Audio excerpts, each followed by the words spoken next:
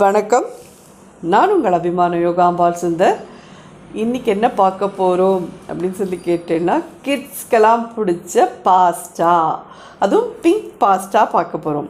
இந்த பிங்க் பாஸ்டா ரொம்ப குழந்தைகளுக்கு பிடிக்கும். ரொம்ப நன்னா இருக்கும். அதில் காரம் இருக்காது, ரொம்ப ஓவராக பிடிக்காது, ரொம்ப நன்னா இருக்கும். அது உங்களுக்கு ஆக்சுவலி சொல்லணுன்னா, இதெல்லாம் என் பொண்ணு மாட்டு பொண்ணு இவாளான் தான் பண்ணுவாள். நான் சொன்னேன், நீங்களே இதை பண்ணி வீடியோவில் போடுங்க, நீங்கள் பண்ணுங்க, நான் ரெக்கார்ட் பண்ணுறேன்னு சொன்னேன். அவள் யாருமே வரமாட்டேன்ட்டா. I am very sorry. நீங்கள் பண்ணுங்கம்மா, உங்களை தான் எல்லோரும் பார்க்குறா, நாங்கள் உங்களுக்கு இதை எப்படி பண்ணணும்னு சொல்கிறோன்னு சொல்லிட்டா. ஸோ வேறு வழியே இல்லாமல் அவள்கிட்டேருந்து நான் இதை கற்றுட்டு உங்களுக்கு போடுறேன். ஈவன் அவள் வந்து மாரினாரா சாஸ் ஆற்றுலேயே பண்ணுவாள், அதையும் உங்களுக்கு நான் சொல்லித்தரேன். அப்புறம் பெஸ்டோ அதுவும் பண்ணுவோம், என் பொண்ணு மாட்பொண்ணு ரெண்டு பேருமே. ஸோ அவள் என்ன சொல்கிறான்னா, ஹாலிடேஸ் வரைச்சி இதெல்லாம் குழந்தைகள்லாம் எதிர்பார்ப்பா. ஸோ அவளுக்கு இது ரொம்ப உபயோகமாக இருக்கும். இந்த சம்மர் ஹாலிடேஸில் என்ன பண்ணுறதுன்னு குழந்தைக்கு, ஏன்னா குழந்தைகள் இந்த நாளில் வந்து இதை மாதிரி தான் கேட்குறா. பழைய நாள் டிஷ்ஷெல்லாம் ஒன்றும் அவளுக்கு ஒன்றும் இதுவே கிடையாது. பாஸ்டா, பர்கர், பீஸா இந்த மாதிரி தான் அவளுக்கு ரொம்ப பிடிச்சதாக இருக்குது. ஸோ இன்றைக்கி நம்ம வந்து ஃபஸ்ட்டு பிங்க் பாஸ்டா எப்படி பண்ணுறதுன்னு பார்க்கலாம்.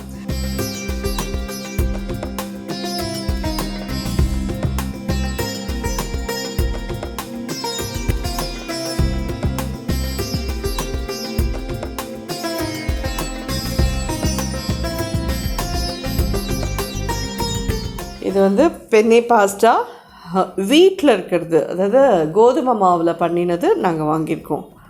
ஸோ இப்போ நம்ம பண்ண ஆரம்பிக்கலாம். ஃபஸ்ட்டு தண்ணி நன்னா தலைக்க விடலாம். அதில் தண்ணி நன்னா தலைச்சதுக்கப்புறமா அதுக்கப்புறம் பாஸ்டா போடலாம். இது என்னன்னு கேட்டீங்கன்னா, இந்த பிங்க் பாஸ்டாவுக்கு தக்காளி பழம் நம்ம வந்து இதை நல்லா கொதிக்கிற வெந்நீரில் போட்டுட்டு மேலே இருக்கிற இந்த தோலிலாம் மட்டும் எடுத்து வச்சுருக்கேன். இதை வந்து நம்ம வந்து சாஸை, அதாவது பியூரி மாதிரி பண்ணி எடுத்துகிட்டு வந்துடணும். நீங்கள் டொமேட்டோ பியூரி வாங்கி நான் இங்கே பண்ணலாமான்னு கேட்டேன்னா, அது அவ்வளோ தூரம் நல்லா இருக்காது. இந்த மாதிரி நீங்கள் பெங்களூர் தக்காளி வாங்கி இதை வந்து இன்றைக்கி நம்ம எடுத்துருக்கிற அளவுக்கு இந்த 4 தக்காளி போகும். இந்த மாதிரி நீங்கள் பண்ணிட்டேன்னா ரொம்ப நல்லாயிருக்கும். இன்றைக்கி நம்ம பண்ணுற பாஸ்டா நிச்சயமாக 4லேருந்து 5 பேர் சாப்பிட்லாம். அந்தளவுக்கு 1 கப் பாஸ்டாவே அவ்வளோ வருமா மாமின்னு கேட்டேன்னா கண்டிப்பாக வரும். அதனால தான் இதெல்லாம் அவள் சொன்னது தான் நான் அப்படியே உங்கள்கிட்ட சொல்லிட்டேன். ஸோ இதை வந்து வெந்நீரில் போட்டு எடுத்து வச்சுருக்கேன். இதை நல்லா பியூரே பண்ணி எடுத்துன்னு வந்துடுறேன். கொதிக்கிற தண்ணியில் ஒரு 1/2 ஸ்பூன் கிட்ட உப்பு போட்டுடலாம். ஆயில் அதே மாதிரி ஆலிவ் ஆயில் யூஸ் பண்ணேன்னா ரொம்ப நல்லாயிருக்கும். முடிஞ்சவா வாங்கிக்கோங்க, இல்லாதவா நீங்கள் வந்துட்டு நார்மல் குக்கிங் ஆயில் என்ன உண்டோ அதை நீங்கள் யூஸ் பண்ணிக்கோங்க. 2 டீஸ்பூன் விட்டுருக்கேன், அவ்வளோதான். இதுக்கு எது விடுறோன்னா, இந்த பாஸ்டா வேகரிச்சு ஒன்றோட ஒன்று ஒட்டிக்காமல் இருக்கிறதுக்கோசரம் தான் இது, வேறு ஒன்றுமே இல்லை. ஸோ இது வந்து பாஸ்டாவையும் வந்து நம்ம ஒரு 80 to 90% வேக வச்சா போகிறோன்ட்டா, 10% வந்து அது சாஸோடு சேர்ந்து அது இதாக அரைச்சி குக் ஆகிடும். நல்லா 80 to 90% அது வேக வைங்க போகிறோம் அப்படின்னு சொல்லியிருக்கா. அது எந்த அளவு எத்தனை நிமிஷம் ஆறுதுன்றது சொல்கிறேன் உங்களுக்கு. ஸோ தண்ணி நல்லா தலைக்க ஆரம்பிச்சுட்டு இந்த ஸ்டேஜில் இந்த பாஸ்டாவை இதில் போட்டுருவோம். இது நல்லா குக் ஆகட்டும். இது ஒரு 15 மினிட்ஸ் ஈஸியாக ஆகும். 10-15 நிமிஷம் கழிச்சு திருப்பி பார்க்கலாம். ஸோ பார்த்தீங்கன்னா நல்லா ஒரு 80% இது நல்லா வெந்தாச்சு. 80-90 வெந்துடுது. பார்த்தீங்கன்னா ஸ்பூனால் அமுத்தினேன்னா அப்படி ஈஸியாக கட் ஆகணும். இதை அப்படியே வடிகட்டி எடுத்துன்னு வந்துடலாம். நம்ம என்ன பண்ண போகிறோம்னு சொல்லி கேட்டேன்னா, இந்த பிங்க் பாஸ்டாக்கு எப்பயுமே வந்து ஒரு ஒயிட் சாஸ் பண்ணிக்கணும். அந்த ஒயிட் சாஸ் நான் பண்ண போகிறேன். ஒயிட் சாஸ் வந்து ஆனால் நான் கொஞ்சம் கோதுமை மாவு போட்டு பண்ண போகிறேன். ஆக்சுவலி அதை மைதா மாவு போட்டு தான் பண்ணுவாள். நான் வந்து இங்கே ஆற்றுல எப்பயுமே கோதுமை மாவு தான் யூஸ் பண்ண சொல்லுவேன். அவளாம் கோதுமை மாவு போட்டு தான் யூஸ் பண்ணுவாள். ஸோ அதனால் நான் அதே மாதிரி நான் எங்கள் ஆற்றுக்கு எப்படி பண்ணுவேனோ அப்படியே உங்களுக்கு பண்ணி காமிச்சிடுறேன். ஸோ அந்த ஒயிட் சாஸ் இப்போ பண்ணலாம். ஸோ ஒரு டேபிள் ஸ்பூன் பட்டர் எடுத்துக்கோங்க. இது உங்கள் சௌகரியம், Amul butter or normal butter எதுவாக இருந்தாலும் உங்கள் சௌகரியம். இது சின்னதாக வச்சு மெல்ட் ஆகட்டும். ரொம்ப ஃபாஸ்ட்டாக வச்சுட்டேன்னா ஒரு மாதிரி ப்ரௌனாக ஆகிடும். சின்னதாக இருக்கட்டும். கோதுமை மாவு 1 ஸ்பூன், 2 ஸ்பூன். இந்த பட்டரில் வந்து இந்த கோதுமை மாவு கொஞ்சம் நல்லா பொரியட்டும். மைதாவும் இதே மாதிரி தான், இதே அளவுக்கு 1 டேபிள் ஸ்பூன் எடுத்தேன்னா நீங்கள் 2 டேபிள் ஸ்பூன் மைதா போட்டுக்கோங்க. நம்ம கோதுமை மாவு போட்டிருக்கோம். ஸ்லோ ஃப்ளேமில் வச்சு பண்ணுங்க. இதெல்லாம் ஒயிட் சாஸ் நிறைய பேர் இந்த நாள் குழந்தைகள் எல்லாருக்குமே பண்ண தெரியுது. நான் ஒன்றும் புதுசாக சொல்ல தெரியல. ஒன்லி டிஃப்ரெண்ட் வந்து இது நம்ம மைதாக்கு பதிலாக கோதுமை போட்டிருக்கோம். ஒன்றும் பெரிய சேஞ்சஸ் இருக்காது. பார்த்தேன்னா ஒன்றே எதுன்னா கொஞ்சம் கலர் மட்டும் கொஞ்சம் டல் கலராக இருக்கும். அதர்வைஸ் உங்களுக்கு மைதா போடுறதுக்கும் கோதுமை போடுறதுக்கும் ஒன்றும் வித்தியாசம் இருக்காது. ஒரு 5 மினிட்ஸ் இதை நல்லா அது மாதிரி பொரிச்சு எடுத்துக்கோங்க போகிறோம். ஸோ இந்த ஸ்டேஜில் இந்த மாதிரி கொஞ்சம் நல்லா உங்களுக்கே வாசனை வரும். இந்த கோதுமை மாவு பொரிஞ்சுடுத்துன்ற அந்த வாசனை. இந்த ஸ்டேஜில் இதில் காய்ச்சி ஆற வச்ச பால் ஒரு 150 ml கிட்ட எடுத்துட்டுருக்கேன். அதை இதில் விடுறேன். லம்ஸ்லாம் எதுவும் இல்லாமல் நல்லா கரைச்சிக்கோங்க. இப்போ இந்த இதுலேயே வந்துட்டு ஒரு 1/4 டீஸ்பூன் மிக்ஸ்டு ஹர்ப் போடுங்க. ஒரு 1/4 டீஸ்பூன் ஆரிகானோ, ஒரு 1/4 டீஸ்பூன் சில்லி ஃப்ளேக்ஸ். பார்த்தீங்கன்னா உங்களுக்கே தெரியும் கன்சிஸ்டன்சி நல்லா திக்காகிடும். கரெக்டாக இருக்கும். இது ஒரு டேபிள் ஸ்பூன் பட்டருக்கு 2 டேபிள் ஸ்பூன் இந்த கோதுமை மாவு ஒரு மைதா மாவு நீங்கள் என்ன யூஸ் பண்ணுறீங்களோ அது. பாக்கியெல்லாம் இதில் போட்டாச்சு. ஒயிட் சாஸ் ரெடி ஆகிடுது. இது தனியாக எடுத்து வச்சுக்கலாம். ஸோ இப்போ ஒயிட் சாஸும் நம்ம ரெடி பண்ணிட்டோம். இப்போ நெக்ஸ்ட் வந்துட்டு நம்ம பாஸ்தா பண்ணுறதுக்கு ஆரம்பிக்கலாம். ஆக்சுவலி ஒயிட் சாஸில் நம்ம ஒரு டேபிள் ஸ்பூன் கிட்ட போட்டிருக்கோம். இதுக்கு ஒரு டீஸ்பூன் போட்டேன்னா போகிறோம். பட்டர் ஒரு 3 ஸ்பூன் எண்ணெய் விட்டுருக்கேன். இது எனக்கு பிடிக்காதது தான், ஆனால் இதுதான் அதுக்கு நல்லா இருக்கும். இந்த கார்லிக் இந்த மாதிரி பொடியாக நறுக்கிட்டு இதில் போட்டு பர்ன் பண்ணிடணும். அது என்ன மாமி இப்படி இறங்கிட்டே உங்களுக்கு பிடிக்காதேங்கிறலாம், வேறு வழி இல்லை. இந்த காலத்து குழந்தைகளுக்கெல்லாம் இதெல்லாம் தான் பிடிக்கிறது.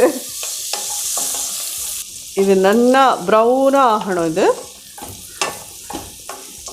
அப்போ தான் இந்த பாஸ்தாவோட வாசனை ரொம்ப நல்லா இருக்கும்பா. இது நான் எத்தனை கார்லிக் எடுத்துருக்கேன்னு கேட்டேன்னா 2 பல்லு தான். அதுவே இவ்வளோ இருக்குது பொடி.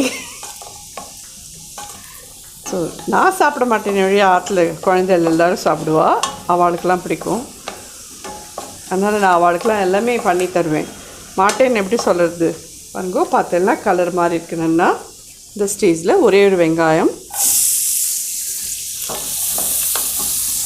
அடுப்பு பெருசாக வச்சுட்டே பண்ணுங்க இதெல்லாம். இது வந்து 2 பீஸ் ப்ராக்கலி, ஒரு 1/2 பீஸ் எல்லோ குடமிளகா, பச்சை குடமிளகா அண்ட் சேப்பு குடமிளகா. இது அப் டு யூ. உங்களுக்கு என்னெல்லாம் கிடைக்கிறதோ அதுக்கு தகுந்த மாதிரி கார்ன் வேணாலும் ஸ்வீட் கார்ன் வேணாலும் நீங்கள் போட்டுக்கோங்க.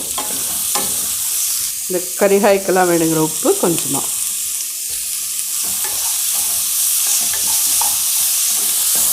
ஒரு ஃபாஸ்ட்டாக பெருசாகவே அடுப்பை வச்சுட்டு இது வதக்குங்க.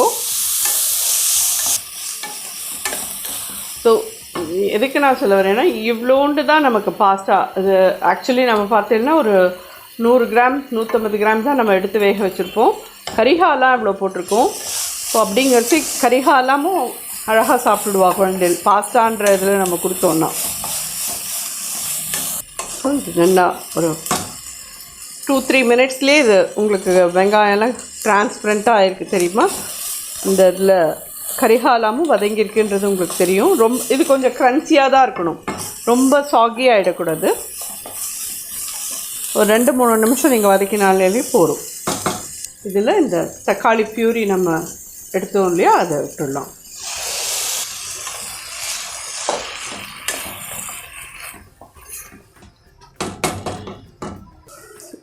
ஜஸ்ட் ஒரு சின்ன பிஞ்ச் உப்பு போடுறேன். அதே மாதிரி உங்களுக்கு சில்லி ஃப்ளேக்ஸ் எகெயின் தேவைப்பட்டோன்னா போடுங்க. இல்லை குழந்தைகளுக்கு ரொம்ப காரம் வேண்டான்னா போடாதீங்க. நான் ஒரு 1/2 டீஸ்பூன் போடுறேன். ஒரு 1/2 டீஸ்பூன் oregano, ஒரு 1/4 teaspoon mixed herb.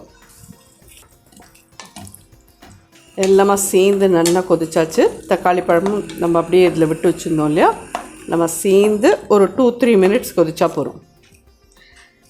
ஏன்னா உங்களுக்கு இந்த வெஜிடபிள்ஸ்லாம் க்ரன்ச்சியாக தான் இருக்கணும். இதை ஆட் பண்ணுறோம். ஸோ இந்த ஒயிட் சாஸை இதில் ஆட் பண்ணிடலாம்.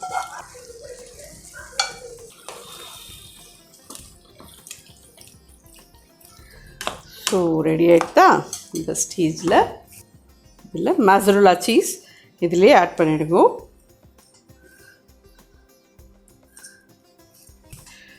நல்லா இந்த சீஸையும் சேர்த்து மிக்ஸ் பண்ணிவிடுங்க.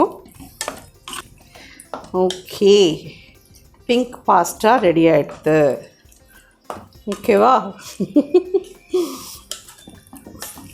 ஸோ எவ்வளோ க்ரீமியாக எவ்வளோ அப்படியே அப்படைசிங்காக இருக்குது இல்லையா? உனக்கு இருக்காங்க கேட்குறீங்களா? இல்லை, என் பொண்ணு இங்கே நின்றுட்டு சொல்லுட்டுருக்கா, அவ்வளோதான் சொல்லுவேன் நான். ஏன் கேட்டாலும் இதில் பூண்டு இருக்குன்னா நேச்சுரலி எனக்கு பிடிக்காது.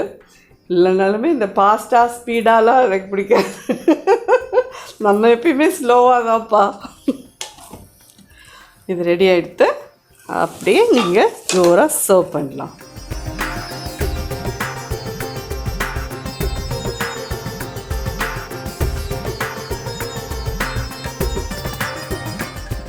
எல்லாருக்கும் இது நிச்சயமாக குழந்தைகளுக்கு பண்ணுறதுக்கு உபயோகமாக இருக்கும்னு நினைக்கிறேன்.